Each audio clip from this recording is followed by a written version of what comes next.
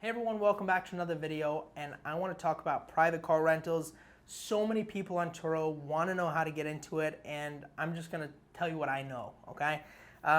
There's not a lot to it. There's not as much as people think. It's really, really easy to get into. You just have to do it right.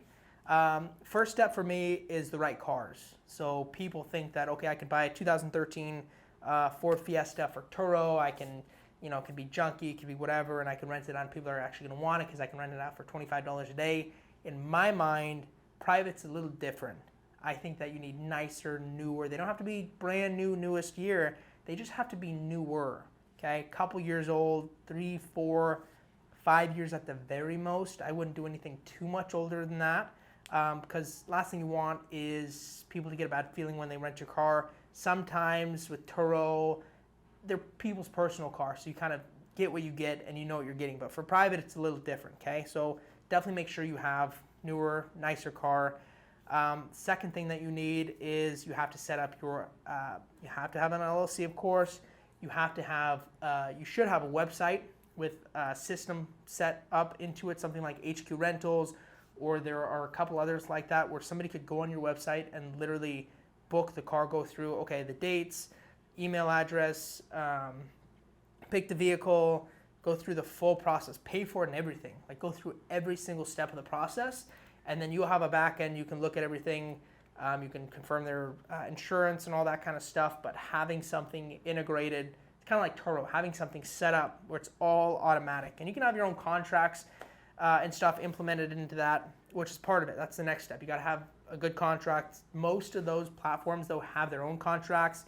You just have to modify it a little bit. You have to add, there's a code for stolen cars, because when somebody rents a car and you go to the police, if there's not a certain code in there, you technically can't report it as stolen because it's a civil matter, because you have a contract between somebody, and you can really never report it stolen. So you have to have a code in there which lets you do a conversion notice, which pretty much means, okay, I'm converting it from a civil matter into a stolen car. So that has to be part of the contract. A couple other things you need to have in there, and that's something you'll learn as you go, but have a good contract. So you have your website, you have your LLC, you have your contract integrated into the system. Next thing that you need to have is a really, really, really good SOP. What that means is your process, your standard operating procedure. So how everything operates. So maybe how you do airport drop-offs, how you clean your car, how you communicate with your guests. When you're doing private, you don't have automated messaging like you do on Turo. You don't have somebody backing you. You don't have tow support. You don't have customer support. I mean, there's so many areas that you don't have. So making sure you have all that covered, okay? Making sure you have all those pieces covered. The next big thing after your SOP is having your insurance. There's so many people that can't figure that part out. There's a lot of companies that do it. Some companies are a lot more expensive than others. I'll tell you who we're using right now. We're using GMI. We pay $105 per month per car. We can do private rentals. The next one is Lula. We got a quote from them, and they were a bit more expensive than what we're paying right now. I think they started at like $160 a month per car, which is too much.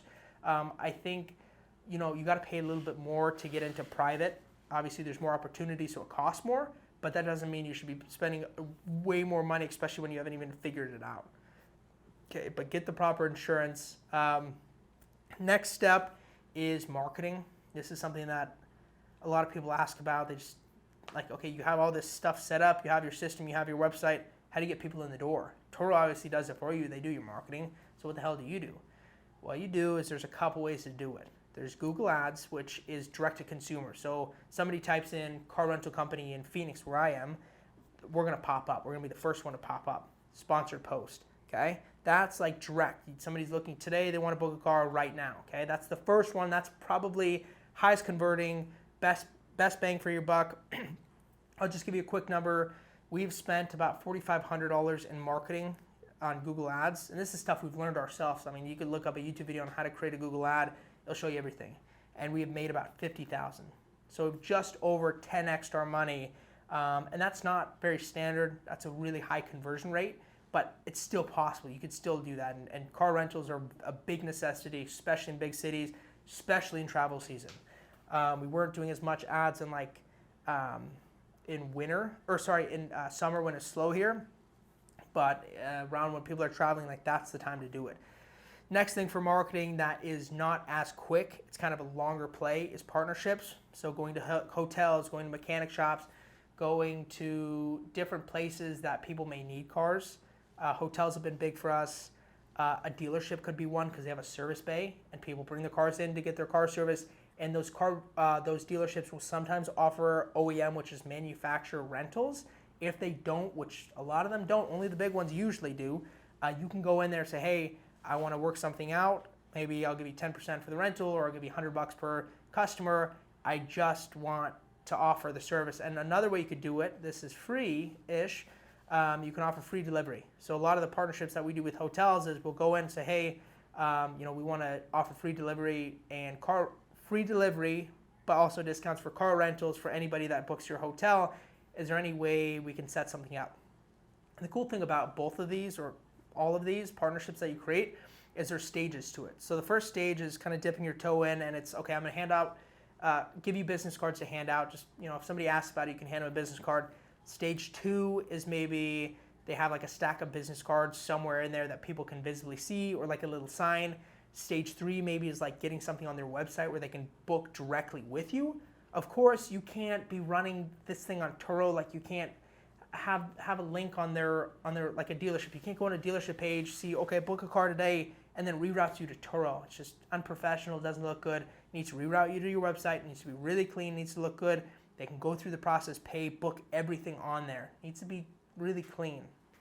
The next thing, after you have all that said and done, is really understanding your buying and selling process. This is just something that everybody should have, but okay, you need to know how long you're gonna hold them, when you need to buy them, what year, make, model, whatever is gonna have the highest percent return.